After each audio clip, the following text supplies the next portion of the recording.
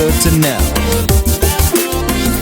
and Jeremy Tennell. Streaming to you recorded from Seattle, Washington. Here we go.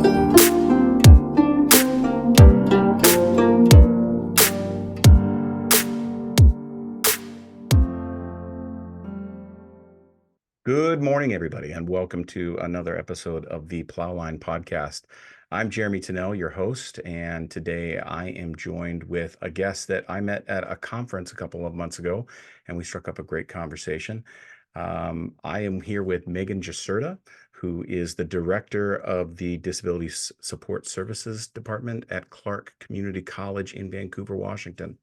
And Megan has been doing this work for about 15 years. She's been with three different colleges over that time. And as we were getting to know each other and engaging in this conversation, I had a lot of curiosity about the work of equality and equity within disability services, and she was extraordinarily informative. So I wanted to introduce her today and have her engage in a conversation. Morning, Megan. Good morning. Thanks for having me. Excited to be here. Glad to have you. Yeah. Give me a little bit of background. How did you get into disability support services, and where did that all evolve from? Yeah. Well, I grew up in the Midwest, small town, central Wisconsin, and you'll hear the accent now that I've said it. But yeah, I really, as a kind of middle school, high schooler, I didn't know what I wanted to be when I grew up. Did any of us? I don't know, but I was very active. I found that I was my best self and could learn best when I was active. And so I was a dancer because that was very just kinesthetic for me. I didn't know what I wanted to go to college for, so I went to college for dance. I was a dance Nice. major. I know, That's great. interesting. Where at? And then really fell into higher education shortly after finishing my bachelor's degree. I was one of the only adjunct faculty hired at Lower Columbia College in Washington with a bachelor's degree because they were building a new art center. They needed someone certified in Pilates for PE and a dance teacher, and they couldn't find anyone with a master's degree. So I was hired, right? It's kind of lucky. And I was an adjunct faculty for a couple of years, and then really fell into disability services when they had a vacancy at that college. And I had already been advocating for students with disabilities on campus, especially some of our deaf students were taking my classes, and I was helping them start clubs, and really just fell into disability services and quickly found that this is what I wanted to focus my master's program on, which I was starting. And I got my master's program at Portland State, and in their what's called their PACed post-secondary education and continuing education program, and focused on my research all on students with disabilities. So really fell into the field through that kind of avenue, and have been in the field, 15 years. But I think what motivates me to stay in disability support services, because I've had other opportunities that I haven't taken, is the students. Is the really supporting and advocating for a group that often gets left out or not considered. And kind of been my path. Yeah, I think that's that is kind of the starting point of the curiosity for me was this seems to be something that impacts so many, and anybody can become a member of this group, and yet at the same time it doesn't seem to quite get the focus that it deserves. Absolutely. Yeah. How do you bring that focus in your job? Where do you, I would imagine at your level, you're probably sitting at cabinet or something like that, advising. Yeah, if I'm lucky, sometimes, last week. But I, as a director, I'm more of a middle manager in a big organization, at the college I'm at. But I do get to, be a leader or a key leader for the institution on disability topics, and thinking about that with policy and practice, and how we plan to be inclusive for people with disabilities. I think that every organization, uh, you know, middle to big business should really have somebody leading the disability efforts, because it's it's ensuring the basics of what the ADA, the Americans with Disabilities Act, requires, which is that constituents, employees, your customers, students in education can request reasonable accommodation, as is their disability rights. But it's more than that. So the whole purpose of the ADA was to have right basic human rights and protections. But the spirit of the ADA, what a lot of disability pioneers talk about, or the intent, is really to feel included, Mm, um, and not as marginalized. So I think there's so much that we could talk about, but I think starting to think as professionals, as people, um, how do our organizations and businesses have leaders that think about like disability inclusion, these concepts of disability justice, and having awareness trainings, and infusing that into our equity trainings and conversations, and making people with disabilities feel welcome, belonged. Because as you said, Jeremy, we could become a part of this group at any time. yes. We could wake up tomorrow and have a new health condition.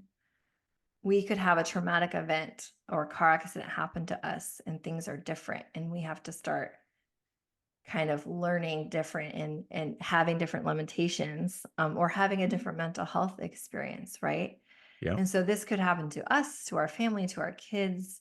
And so just I think what's really exciting right now in the workplace is more people are talking about disabilities than even 15 years ago. And definitely and since the ADA passed a while ago in 1990. So Yeah. yeah, so we're on this journey, but I think that there's still a lot of opportunity to make sure disability is included in organizational thoughts of equity. Yeah, you allude in your in that description of, inclusion, that first step is being seen, right? Mhm. And seeing can come in many different forms. Um, Give us an idea of the engagement with counting individuals, census, Yeah. and the recognition that there's an entire population here that Mhm. often isn't seen. Yeah. So, well, first, a question for you, since we're just a little quiz, is I always like to ask people, like, how many people with disabilities do you think are in our country? So I'll give you a multiple Good choice. question. I'll give you Okay, multiple thank you. choice. Yeah, So according to the last US Census, do you think it's 10% of people reported having disabilities, 25%, or 50%? Do you have a guess there? I do have a guess. I'm going to ask a clarifying question. Okay. When we're talking about disabilities, we're not just talking about physical disabilities, are we? No, very broad. So it could be mental health, learning, health, temporary disabilities that maybe folks are navigating. Yeah, attention disabilities, so many things. This kind of Yeah. concept of neurodiversity, and things like that. So yeah, do you have a guess? I do. I'm going to guess 50% because that's a broad category, and I would imagine that number probably fluctuates with folks that are moving through healing processes, of injuries and whatnot. But I would guess 50%. Yeah, good guess. So it's actually lower than that as far as who Is it really? reported. I Okay. think you're probably close to right on that, who actually has a disability. But yeah, who reported in the US Census, right? And that's not everyone in our country, but those are who privileged to report in that Yeah. that census. It was 26%. Um, 26%. 26%. So Wow. that's 61 million That's people.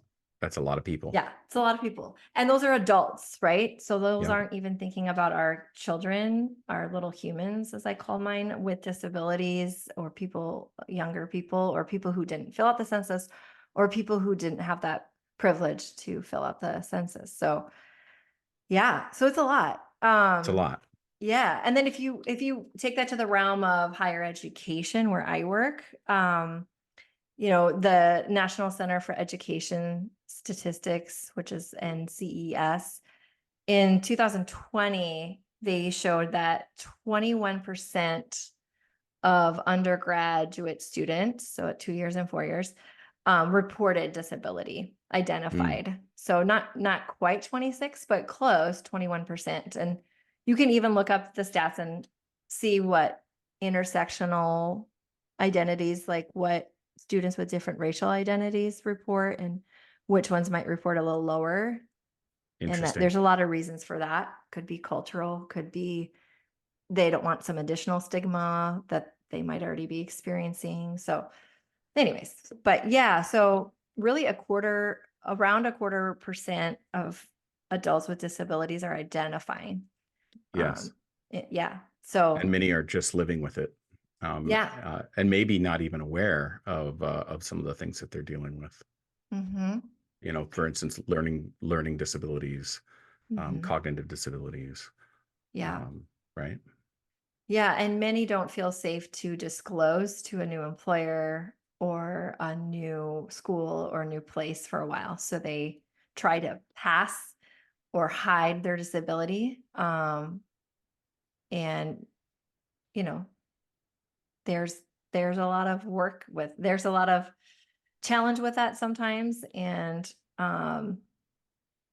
And that's where I think, kind of going back to the equity of why this matters, is that we want people to we want our workplaces to be diverse and rich and supportive, and we want to treat all people with care and have their basic human rights valued. And so if we can start to create mechanisms where people feel safe to acknowledge they have a disability, request accommodations if needed, or just feel okay to be in the workplace and in the classroom and all the spaces, as a person with disability, I think that goes a long way. Um, Certainly. yeah. Yeah. Give me an idea of the history of the ADA Act, and how did we arrive here? I know Yeah. you and I have talked a little bit about historical context, Hmm. um, but give me an idea. Yeah. Well, I'm always a student of the history of the ADA. I was born in the early 80s, so I, was pretty young when some of this monumental stuff happened. So there are a lot of other smarter people out there, but I love talking about this. So there's a movement that most folks refer to as the disability rights movement. Mm, Um, and we don't talk about it a lot today, but it was happening simultaneously to some of the civil rights movement. And people and groups with disabilities started to look at these, civil rights leaders and say, we want to model that. We can align with this concept of basic human rights.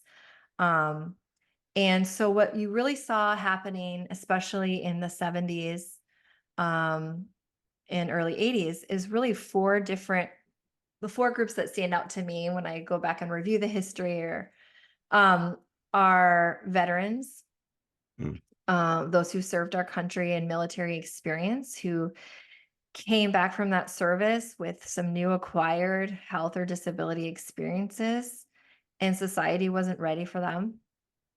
yeah, Maybe that's they huge. had, yeah, maybe they had a physical disability, or maybe they had a cane, or they were using a wheelchair device, and they couldn't get the same access to transportation or housing or employment because there wasn't an elevator to go to where they needed to go. And so we saw a lot of veterans starting to advocate, to demonstrate, and also parents of kids with disabilities were starting to come together Yeah.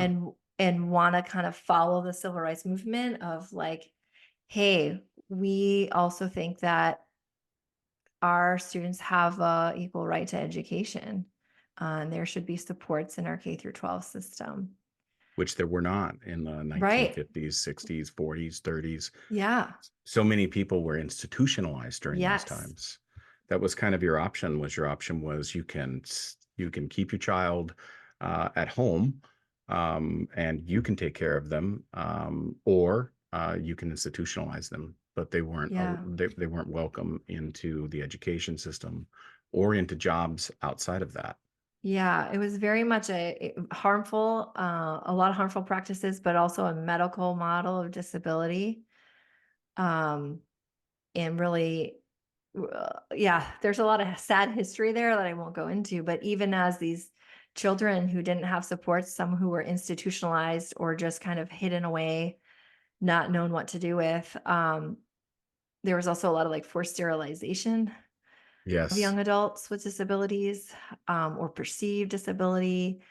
Um, we have some pretty disturbing history around people with disabilities, um, way prior to where we are at today. But it's important to talk about. Yeah. I will say I'm kind of jumping back to how did the ADA come to be in 1990?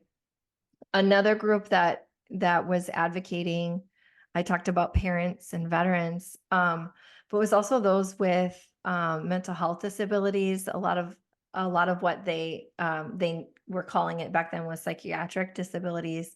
Hmm. Really not that kind of that fear, and that's trying to standing up against being institutionalized as the only treatment. Um, and then another group was the Deaf President Now. So definitely Google that if you haven't heard of it. There's some cool clips out there, videos. But Gallaudet University, which is our country's um, first deaf college, the students started protesting when there was a presidential search, and they wanted their leader of their college president to be like them, to be a deaf Wow. leader. Yeah. Wow. Yeah. Did it work out? Well, it did in the long run. Yeah. A president who was hearing, who didn't identify as disability, was hired, and that led to, more protests. But then that president resigned, and they revamped the search in a more inclusive way involving students. And then they did get their first deaf president. So, but it got a lot of media attention. It got a lot of, yeah, it got a lot of awareness. Yeah. Um, and I think, folks like Judy Heumann, the late Judy Heumann, who passed away a couple years ago, um, and others started connecting with this phrase, nothing about us without us. Wow. So those words became banners in some of the marches, the protests in Denver, the sit-in Berkeley, California, of a government building that Judy Heumann led, and Earl Roberts and a couple others. But yeah, nothing about us without us. That's a powerful phrase, Yeah, yeah, you and know? that slogan was really key in trying to get legislators and senators' attention between the late 70s and into the 1990 passing of the ADA. Like there were so many drafts of the ADA for years before it was passed. Um, and these drafts really weren't involving people with disabilities. So um, people with disabilities kept having to advocate, like, you got to have rules for architecture, you have to have rules for transportation, you have to have regulations for housing, for regulations for education. Like, we need access to all these places that that people in our country access. Yeah. So yeah, anyway, so the various groups kind of started advocating and joining together. I guess the last thing I'll say in this, so we can get to other topics, is in March of 1990, a few months before the ADA was signed in July, there's something called the Capitol Crawl. And so if you like imagery, go Google the Capitol crawl. I And think I've seen images of yeah. this. And I love saying image descriptions, because for my friends out there who have vision disabilities, I will describe the image for you. But one of my favorite images is two young adults with mobility differences and mobility disabilities, ditching their walker and their canes and crawling up the Capitol steps, Yeah. um, and demonstrating that this wasn't built for me.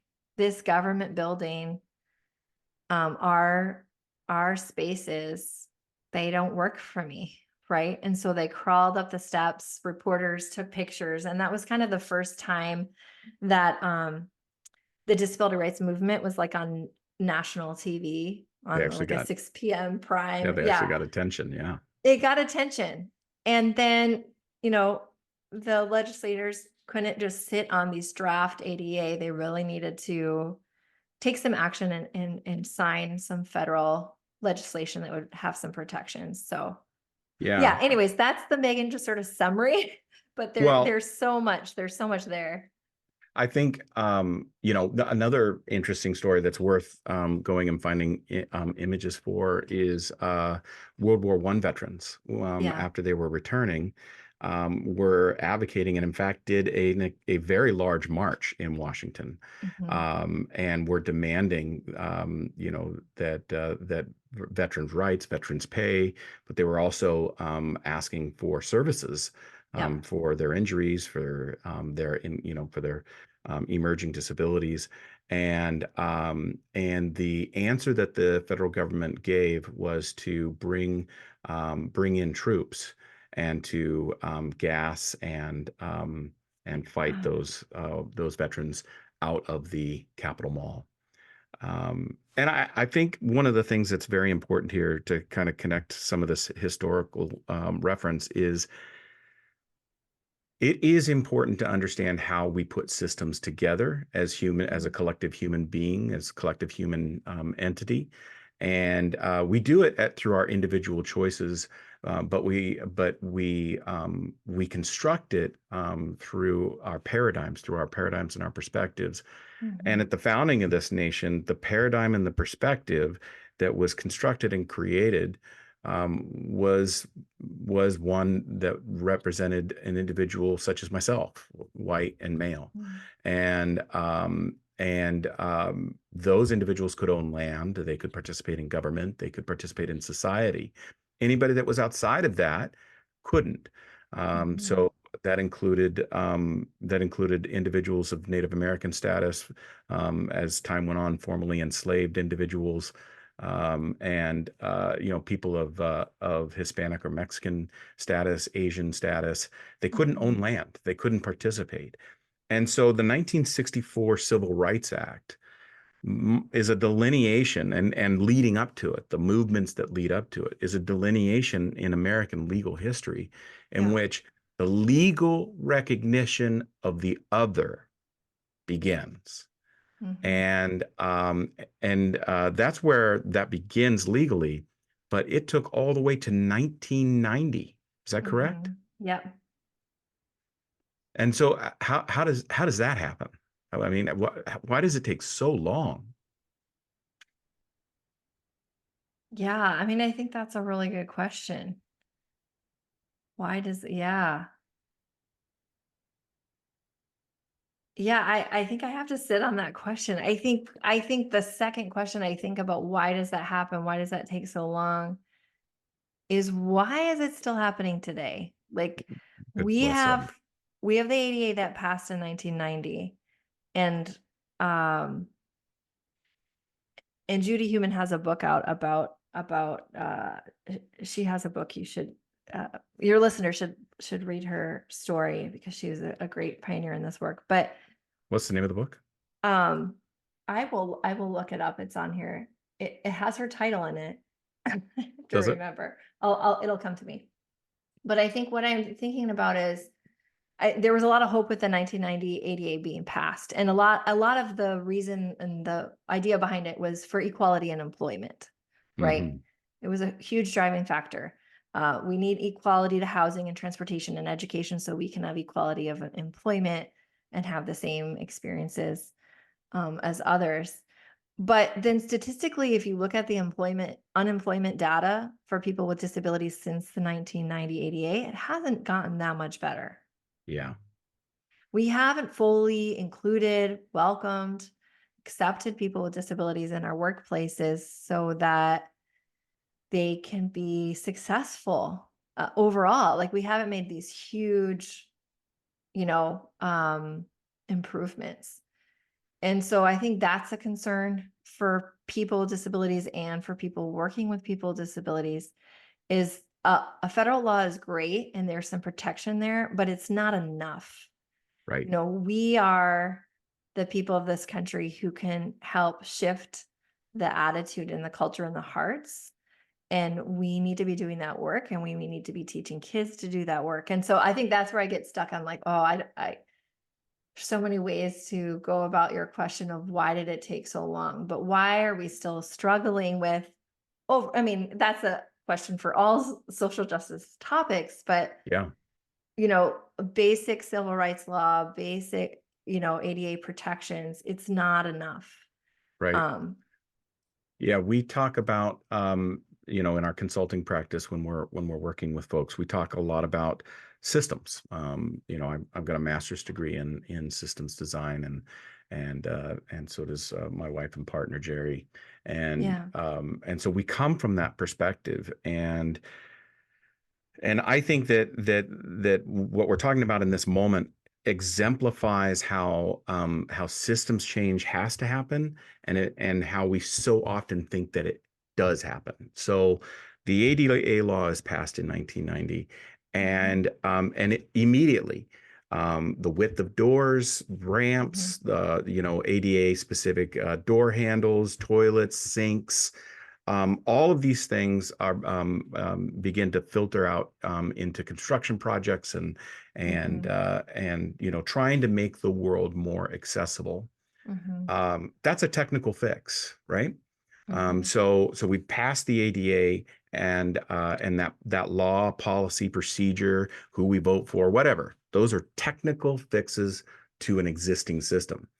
yeah. Systemic change, right? So if we built a system from the very foundations that is predicated on oppression because it requires it in order to function, then we built a system of oppression, and we built a Mhm, system of success dependent on who you are, where you fall, where's your ability, where's your mhm, caste, where's your class. And in mhm, those cases, in order to change those systems, it's exactly as you say. You have to change the hearts and the minds of the people within the system. And in this particular case, what we're talking about business owners, employers, to actually make the change to bring an individual who fits within this group onto a board or into an executive C-suite, mhm, or just hiring them into the organization and making appropriate accommodations in order mhm. to do so. What do you think? Yeah. Yeah, absolutely. I mean, yeah, I mean, I think um that's why I'm in the role that I'm in is to be doing this work. And um I think that positive change is coming. Like I think that we are on a slow track to be more inclusive in this country for people with disabilities. Um, but in my opinion, we need to think about the interconnection of all of these marginalized groups, Mhm. and not that all of them have intersection or multiple identities. Some of them do. It's really important to know that, to remember that. But also that we need to think about not leaving people with disabilities out of the consideration for the equity justice work that folks are doing. Yes. Yeah. Yeah. Just to jump back on Judy Human's Please. book, it's Becoming Human, her last Awesome. name. Yeah. So HEUMANN, or sorry, Being Human. Being I human. was, yeah, not Michelle Obama's book. Because Cool. I'll put a link in the description for the podcast so people can find it. So, so one of the ways that we can do this within the workplace is organizations can hire an accessibility expert within their organizations, and a separate accommodations expert. Explain a little bit about how that works. What and where does the equity expert that we've been hiring, for the past few years fit into that role? so yeah, just kind of thinking about accessibility leadership at an institution or a business and accommodation leadership. They're really two different focuses. So this idea of IT accessibility or digital accessibility is really, really important. And it's kind of a new wave of thinking about including people with disabilities. But really, it's accessible accessibility work has been around for a long time, but I think it has new attention since the pandemic, Hmm. when like Jeremy and I are meeting on Zoom right now to do a podcast, right? Yeah. Where before, like maybe we were driving across the state to do a podcast, right?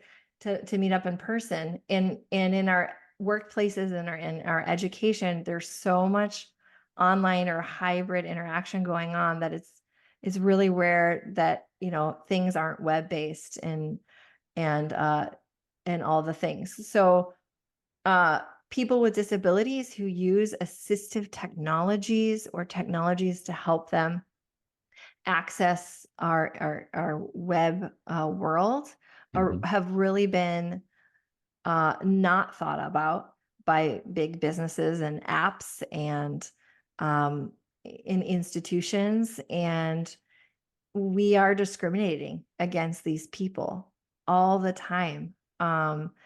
And people with disabilities who use assistive technologies, they could be people who are blind or low vision, who are using a screen reader. They could be people with reading disabilities who can visually see what's on a screen, but they can't read it in the same way that maybe a other person can. Sure. Could be people without use of a hand and is using, other assistive technologies to navigate. Anyway, so many people with disabilities um, haven't been thought of when we design web pages and apps or educational online spaces or business spaces. So that's really the world of accessibility. I think it should be an IT position. I think it should be someone unlike me who knows like how to code and how to fix the HTML on a web page, and is way more focused and faster and at it and studied at it than I am. But there's this whole world of information technology and digital accessibility that is vastly growing. It's a Hmm. pretty competitive pay if IT people want to go into that. But I would say most institutions who are really tracking some of the new ADA regulations that were signed, about a week or two ago, Yeah. in Title II, at least for Title II of the ADA, it's very much clarifying kind of this world standard, which is called WCAG 2.0 AA. I know he's laughing. What does Um, that stand for? so WCAG is I have to spell it. WG AG, but it's the Web Content Accessibility Web content. guidelines. Sorry, it's WC. See, I can't say web content, that's a C. WCAG, Web Content Accessibility Guidelines. Guidelines. So those have been around for a long time. The Web Content Accessibility Guidelines, WCAG. But the bar has slowly raised to different levels. And so most of us are at a 2.0 level at Hmm. least. And And so there's different standards. But anyway, so And we're at a 2.0 level in the way that we're interacting with this content, Mhm, both in location, my laptop, my mobile phone, my television, my mhm, iPad, but also in my ability to navigate the content and the pages within those. mhm. Yeah. Yeah. So anyways, I there's a lot of experts on accessibility testing and guidelines and things like that. But if you are working at an institution or starting a company or are a professional, it's important that we think about having a person, an IT person that starts to lead efforts to make sure that, the web pages and the interfaces for your customers are meeting, starting with basic accessibility and then good accessibility so that everyone can feel welcome to engage in your product and in your spaces. So it's different than accommodating individual employees or customers. Mhm. It's really making sure that your web presence is inclusive and works for everyone. And when it doesn't, there's a form on your website of who they can contact as this IT person that can take accessibility feedback. So, um, yeah, so I I think there's going to continue to be a lot of case law about people with disabilities when they interact with apps or um, businesses or colleges or spaces where things aren't accessible to them and then they can't Yeah. apply or they can't learn, they can't get in to find out information about something or the right. And so it's an area that w- we need to really be talking about. Yeah. And so I think they're kind of like two separate experts in an organization as accommodation leader and accessibility leader. And I think what you asked about is then who's the equity leader, right? Yeah, well, before we dive into that, so if the accessibility expert is within the IT realm, is the accommodations expert within the human resource realm? Is that where that? Yeah, yeah, I would say that would be the case Yeah. for places that for businesses. And then, in education, you also need a accommodation expert for the students in the classroom, right? Mhm. Yep. But yeah, I think typically for most businesses, it's having a point person or expert, in HR and an accessibility expert in IT. And then depending on the size of the organization, maybe also a specialized person within the equity professional development team who is leading the awareness of people with disabilities, the inclusion, consulting and supporting those accessibility IT person and the accommodation person in HR to make sure our practices aren't burdensome and Yes. aren't creating like, okay, we'll think about your accessibility feedback, but it's going to take us 3 weeks to acknowledge. And the employee is just trying to do their job, or the person is just trying to access your, product. So also like making sure that they are reasonable and responsive and just being another person. Or your equity person, if it's a smaller organization, could get trainings and could just start to infuse some disability leadership practices and ideas or events or trainings, those kinds of things. Yeah. Yeah. Yeah. And then when we're talking about those two, um, how does equity fit into that? How does the equity position fit into that? Yeah, um I think it can be different for different organizations, but I think an equity leader needs to um be aware of, the disability stigmas that a lot of new employees and and staff bring, um, and ensuring that they're talking with middle level managers, about how do we support people with disabilities, or how do we and probably sometimes, I've heard people say, well, there aren't any people with disabilities that I know of. Like I know of these two, and they think about the people with obvious physical disabilities that they've Yeah. noticed, right? Right. When more disabilities are invisible, Yes. more people pass or hide or can. And so just making sure that equity person is educating really ideally everyone, but at least supervisors that like what is disability? It's so broad. It is. It's so Yes. broad. And so it's actually a lot of us. And why not everyone might need accommodations, they should all feel welcomed and okay to talk about these things. Um, and I think the other thing too is, disability, of what is disability, that definition will continue to grow. Mm, Long COVID is starting to be considered by most as a disability. yeah. That isn't a like 2-week thing that's going away. It's coming with its own symptomology, and it's taking many folks a long time to get diagnosed or get support around it or believed around it. Um and we're still we still don't know all the repercussions of the patterns with long haul or long COVID. And so in at least in the disability community that I work in Washington, as practitioners for students in higher education, we're thinking about it like a health disability. Sure. And I don't know that, big businesses are thinking about it that way. Or Yeah. I yeah. don't know that they are either. Mhm. I think one of the things there's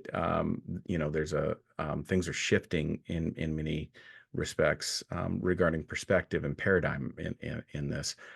Earlier, when we were talking about how in the past individuals with physical disabilities or even mental disabilities were cognitive disabilities were put in, they were institutionalized. And Mhm. you had referred to that as a medical model. And what we see is we see an evolution away from a medical model. Is that correct?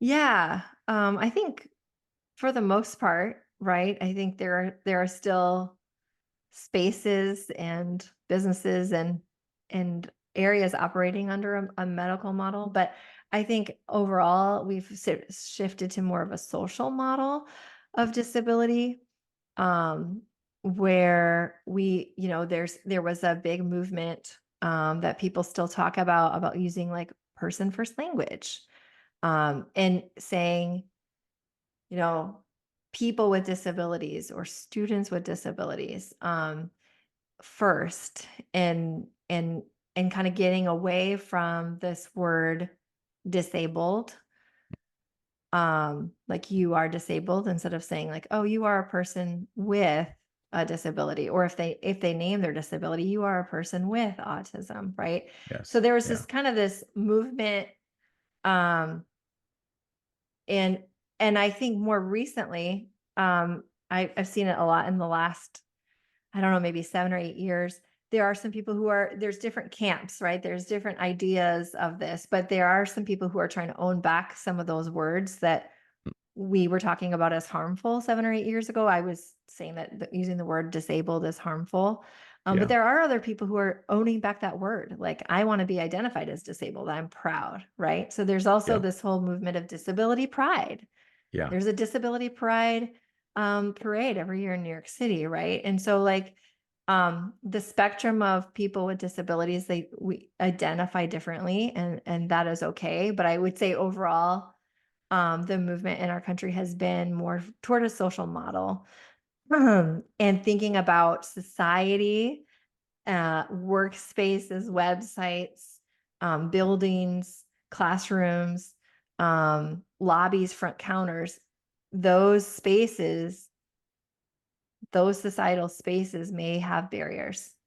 Sure. And so our responsibility, not necessarily the person, right? That would have been medical model. Our responsibility as business owners, as people serving people in the community, is to modify those barriers so that they're designed universally to try to support, the variety of people that could come in. And so I think, kind of putting the onus on society, what can we do to welcome people with disabilities instead of the medical model. So like something's wrong with you, you got to fix it. You got to fit into our box, because we're only going to do this one little thing. And if that doesn't work for you, sorry, right? Yeah. Yeah. So I think we are shifting, or we have shifted to more of a social model. Is yeah, I would definitely agree with that. And Which is a shift yeah, in responsibility, right?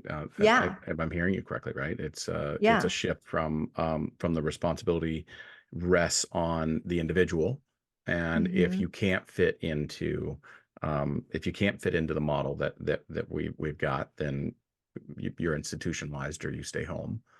yeah, To a social model where there's social responsibility, and it's up to the society in order to shift mhm, the model so that it's accommodating. yeah. And I think even though I don't work in the K through 12 system, as a observer of that system, I think that there's been some really good attempts in the K through 12 special education to become more of a social model and to infuse kids with disabilities in like the general classroom as much as possible, right? Um, I think that there's been, you know, a lot of initiatives around that. And I think that's Yeah. just an example of trying to get, you know, toward that social model of like these students belong in our classrooms. We want to include them in our classrooms. So Yeah, I think the one of the areas of the social model that is getting some scrutiny is the social model from neurodivergence, or the idea that because what we end up with is we end up with individuals who, rather than being medically diagnosed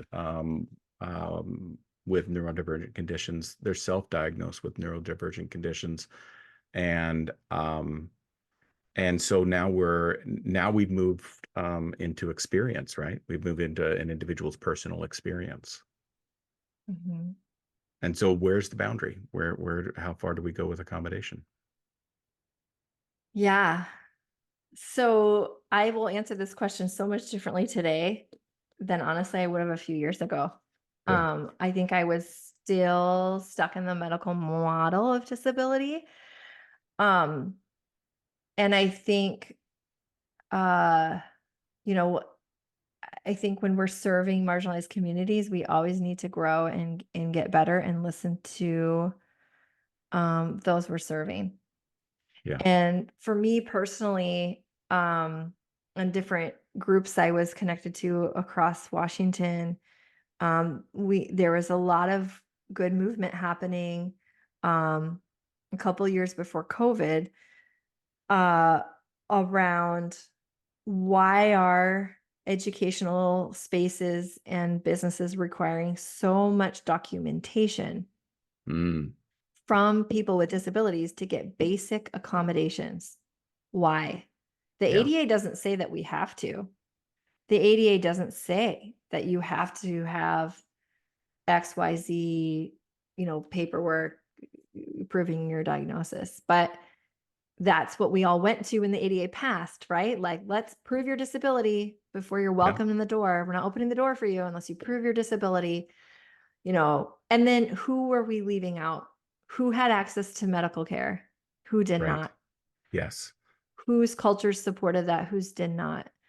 You know, BIPOC students have not gotten evaluated, in our K through 12, for disability, at least in Washington State, in the same way that all students are getting evaluated for disability. And so I think we in the disability, support community started talking, at least I in 2018, about we really got to start becoming more flexible Mm, on what kind of documentation practices we're asking of people with disabilities, in accommodation processes.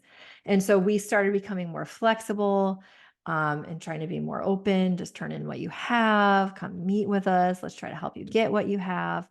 But then in COVID 2020, Unfortunately, it took COVID for organizations to finally feel like they had the freedom to not have any documentation at all.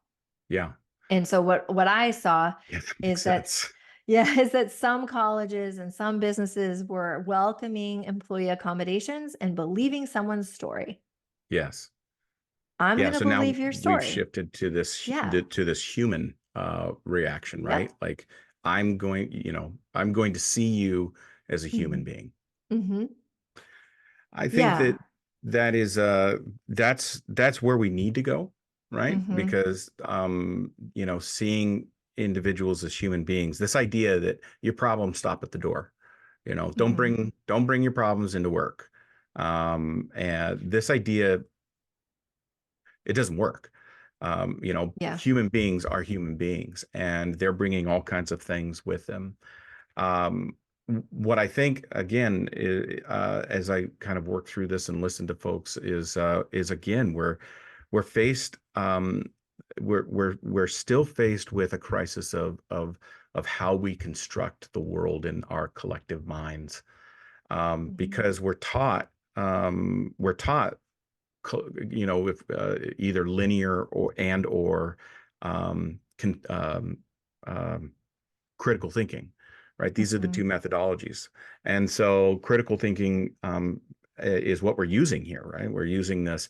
Look, there's all these people that are having these experiences, and it's limiting their ability and their access. And all we have to do is believe them.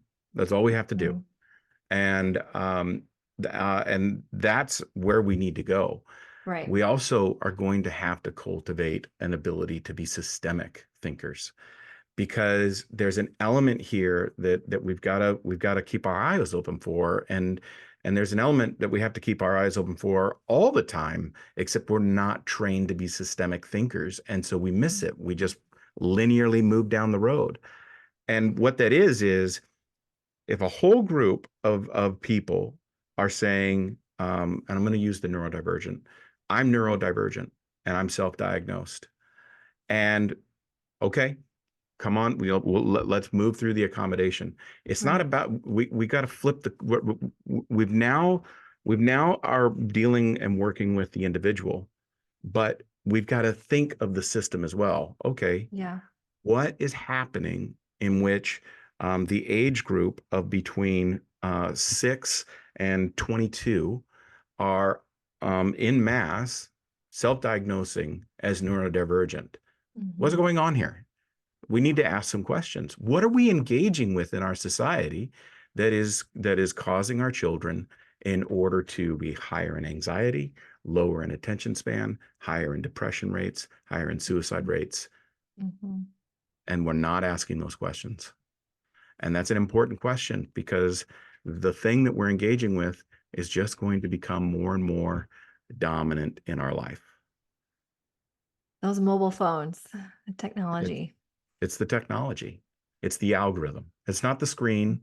It's not the Hmm. Facebook. Well, it is that because it's privately owned, right? It's for Hmm. profit. So there's no motivation to change. But the algorithm just keeps feeding us and feeding Hmm. us and feeding us. What's that doing to self-esteem? What's that doing to identity? What's that doing Hmm. to? And so that's why we also need to be thinking systemically. We need to care for individuals humanly, and we Hmm. need to think about where's this rise coming from? What Yeah. are your thoughts? Oh wow. I mean, like how much how much time do we have? I think for me it keeps coming back to, this is probably a more simpler answer, but it's the heart of it. Mm, It's kind of that well-being and spiritual health, is my opinion. Is like, does that person feel valued? Does that person feel loved? Does that person feel cared for? Do they have people who truly value like who they are, and disabilities or without disabilities? And if they don't, and they feel lost, right? I think um their experiences in our world are going to be a lot more difficult. And and how can we just be accepting of the various nature of all of us, right? It's like in some communities, um, you know, ADHD may be viewed as a strength, Certainly. um, and uh, and a beautiful thing. But in another space, that person with ADHD may feel othered, belittled, not safe to fully be them, depressed. And you know what I mean? And so Yep. these young children, thinking of the children growing up, I think they need to feel valued and loved on that basic human right. Whether they experience disabilities, whether they're starting to acquire disabilities or not, like just having that inclusive environment where we talk about disability in school. We talk Yep. about differences. Disability is really differences. Yes, This idea of neurodiversity, in my opinion, is that we all think, move, breathe, eat, learn, concentrate, articulate, process in unique and varied ways. we do indeed. Yeah. And not one way is the right and only way. Um, and so I think normalizing disability, even though there is no such thing as normal, but making it acceptable that we are a neurodiverse, you know, people, um, and just trying to help, kind of help emotional well-being with these young kids is that's just my opinion. I'm not a licensed counselor, and I think that um, having supervised counseling centers before, I think that mental health counseling is an amazing field It's and that we vital. all need counselors at different points in our lives. And I think that K Indeed. through 12 kiddos need, counselors in our schools. We need to have licensed counselors. I kind of assumed that, okay, it's 2024, all the schools that my kids are in, they all have licensed counselors, right? Yep. And come to find out they don't all have licensed Lots counselors, of them right? don't. Yeah.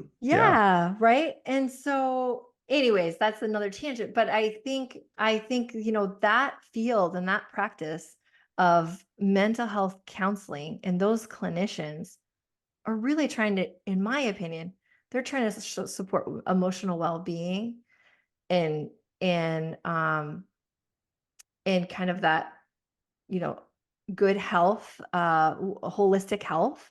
Yes. But I think a lot of it, unfortunately, is teaching people how to create that for themselves, teaching them how to cope, teaching them how to maneuver because they're Yeah. connecting with these societal barriers Right. Yeah. that may not be welcoming to them or be putting up roadblocks for them, right? And so I think it's both, like we need society to continue to talk about this concept of ableism, which is this idea that we're leaving out and discriminating against people with disabilities. And often we don't even know about it. And so, Yeah. like, how are we, making sure practices welcome people with disabilities in every aspect of our society and also provide, those individual professional supports for the growing generation. I don't know. No, Anyways, that's my tangent with kids, but I think you're totally right on. I think the one point, linear thinking puts us into binaries, right? Like, it's got Mm, to be this and not this, or it's got to be this but not yeah, this. But it can also be both, and totally. It and has to be and both. right, that's polarity, right? And Mhm, so I think that when we're talking about kids and that idea of mental health, helping them navigate around these barriers, I think that's so mhm, true. mhm, We as a society have a responsibility in order to remove the barriers that limit um, equitable opportunity. mhm, And one of the ways that we do that is we equip a society of individuals who are able to see them and remove them. And mhm, that's where the mental health piece comes in that it's not just about helping them navigate these things. It's also about equipping them to become more resilient, equipping Mhm. them to become more coherent. Life's hard. Yeah. Life is hard, um, and um, and uh, and it's hard whether you have um, born into a world where you have full working ability of your body and your mind, or you don't, Mhm. and we are all different. We all do see the world through these eyes Mhm. differently. Yep. Yeah. Yeah. No, yeah, I think yeah, that was a good question. And What does it look like yeah. when an individual is passing in this society and they can hide in that passing? They choose to hide in that passing. Yeah, I think we've touched on that a little bit. I think I think most of the time when people with disabilities, you can folks can go research it, but when I look at the research, most of the time people with disabilities still pass at first when they're starting a new employment opportunity, and they don't disclose disability. They Mhm. might try to cope or mask disability to kind of fit into a pattern and spend a lot of energy and time uh, trying to fit into whatever the standard or normal environment is of that workplace. But I think the bigger question is why? Good question. Why do people with disabilities feel like they have to do that in Why one should they even have space? to? Mhm. Yeah, but in another space, they don't have to. Yeah. And I think that's really an important question to ask people with disabilities when you find them and have them one to one of like, thank you so much for sharing with me that you have this learning disability and this health condition. And, Yeah. as your coworker, as your friend, sorry it took you this long to be comfortable sharing that, right? And Yes. then starting to think about what can I do as a professional to make it where they could share that up front if they wanted to and ask for, accommodation is usually like a tiny little adjustment. It's probably not a big deal most of the time, right? Yeah. Yeah. Like I go to these medical treatments and I need to adjust my work schedule, Right.